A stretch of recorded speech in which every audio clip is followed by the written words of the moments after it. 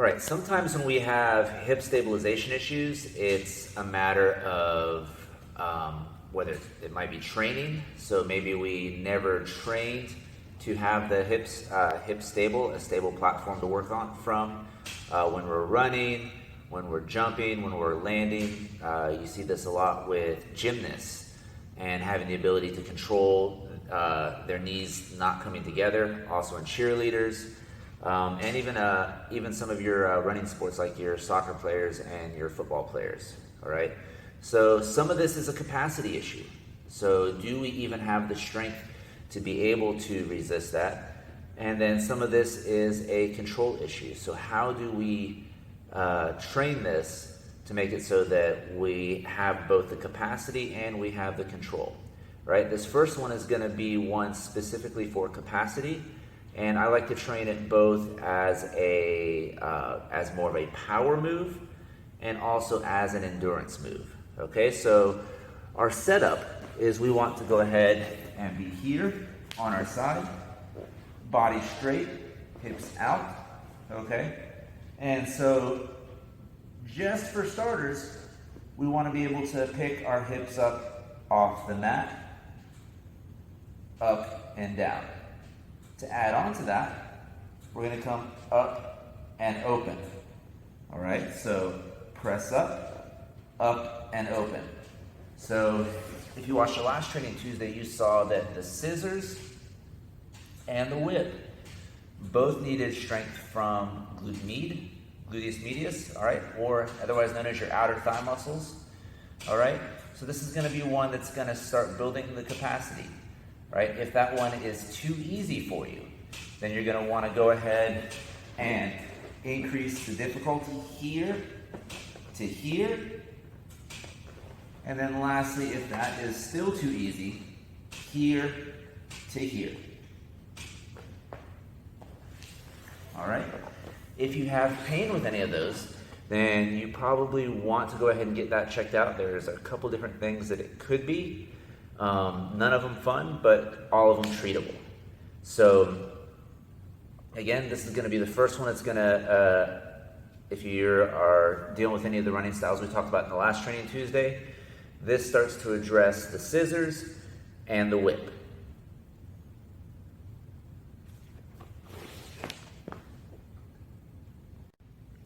All right, so our second one is also going to be addressing some of the hip stability issues. And so in this one, we're going to be looking at one in standing, all right? And our goal for this one is to make sure that our shins stay straight up and down. Our knee does not wobble towards the other side, all right? And then in each one of these movements, we're bending both at the knees and at the hips. If you have kneecap pain or knee pain or hip pain with this one, again, we want to go ahead and get it checked out. We'll talk to a little bit more about that at the end, about some different ways that you can get that checked out and just some quick and simple tests that you can do to see if that hip instability or lack of control is what is the main thing that's causing you knee pain, foot pain, or hip pain with these specific movements. Again, if it hurts for now, let's not do it. Let's get it checked out. But here's your second one. It's a reach combination. We want to reach. We're going to be on one leg. We're going to reach forward. We're going to reach out to the back corner and going to reach out to the other back corner. So you want to pretend like you're standing in the dead center of a triangle, all right? And you'll see that I have tape on the floor, and those are going to be the directions I'm going to be pointing. Don't worry about getting this one perfect. Just work on stabilizing at the hip as you're doing it. Okay, so again, in the middle of that triangle, we want to go ahead and sit down, reaching forward, just tapping my foot down, okay? Ideally, I don't touch at all. I reach as far as I can to the outside corner. I'm gonna reach as far as I can across. All the while making sure that my standing leg doesn't do this, and it doesn't do this as I'm coming down.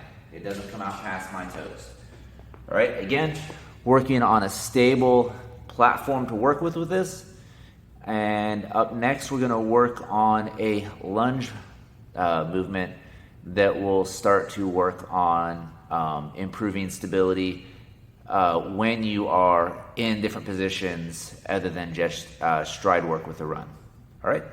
This is a lunge variation to use also if you have that hip instability, if you're showing the scissors or the whip with your run, or if you notice that you have knee pain going up and down stairs or knee pain going with lunges. Here I have a resistance band anchored across my body on the outside of my knee, and before I even get moving into my lunge, I already feel tension on the outside of my hip. All right, and this is going to be helping to build the outer thigh muscles or your abductors. All right, glute med, glute minimus, and some of my hip rotators that really contribute to a lot of knee pain, a lot of foot pain in most any athletic endeavor. Okay, so here I want to just come straight down, back up. What I don't want to do is I don't want to allow my knee to do that, and I don't want to cheat on it by rolling my hip out to try to compensate for this. I still want to keep my shin straight up and down as I come down and up. If the resistance that you're at is too easy, take a little step away. That will increase your resistance. And likewise, if it's a little bit too hard, take a step closer in order to have the appropriate tension that you can do this without having compensations. All right, so this last move is going to be if you're dealing with hip stiffness or tightness. And again, if you this one is going to be one that you're going to probably want to hold off on if you're dealing with low back pain. And so this is going to be addressing not only the ability of the hip to go forward or flex, but this is also going to help start training your ability to have better extension. And by having that better extension, then we don't overuse our hamstrings, we don't overuse our low back muscles, and we start making it so that the glutes are able to do a lot of the driving, especially when we want to go faster when we run, or we want to get a little bit of a better push off. All right, so the basic is going to be here.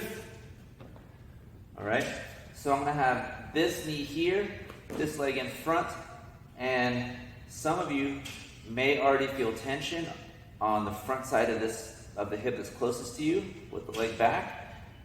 And so from there, I want to come forward and push through. All right, so I can either do this for reps or I can do this for a stretch.